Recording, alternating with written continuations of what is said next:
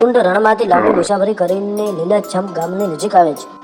ગામની હદ પર એક ઊંચી દિવાળવાળો બગીચો છે, જ્યાં ચતુર મરઘી રહે છે. ઊંટને બગીચાની અંદર મીઠા ફળ ખાવાય, પરંતુ ઊંચી દિવાળ પાર કરી શકતો નથી. ચતુર મરઘી દિવાળ પર બેઠી છે અને ઊંટને જોઈને હસે છે. ઊંટ તેને વિનંતી કરે છે, અરે ચતુર, તું નાની છે, દિવાળ કૂદીને અંદર જા અને મારા માટે થોડા ફળ લઈ આવને. ચતુર કહે છે, હું નાની જરૂર છું, પણ તમારા જેવો વિશાળ મહેમાન પહેલી વાર આવ્યા છે.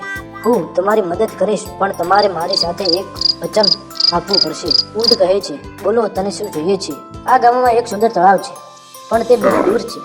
જ્યાં હું થાકી જાઉં અને મારે નહાવા જવું હોય ત્યારે તમારે મને તમારી પીઠ પર બેસાડીને ત્યાં લઈ જવી પડશે. ઊંટ થોડા અહંકારમાં આવીને કહે છે, મારા જેવો ઊંટ, તારા જેવી નાની મરઘી, ઠીક છે, મને મંજૂર છે. ચતુર અંદર જઈને ફળ લાવે છે. ઊંટ ખૂબ ખુશ થાય છે. થોડા દિવસો પછી ખૂબ ગરમી પડે છે. ચતુર મરઘી ગરમીથી પરેશાન થઈને ઊંટ પાસે આવે છે. મિત્ર, મને બહુ ગરમી લાગે છે. તળાવ સુધી પહોંચાડવાનું વચન યાદ છે ને? ઊંટને થોડીક આળસ આવે છે, પણ વચન યાદ આવતા તે તૈયાર થઈ જાય છે. ચોક્કસ, આવ, મારી પીઠ પર બેસી જા.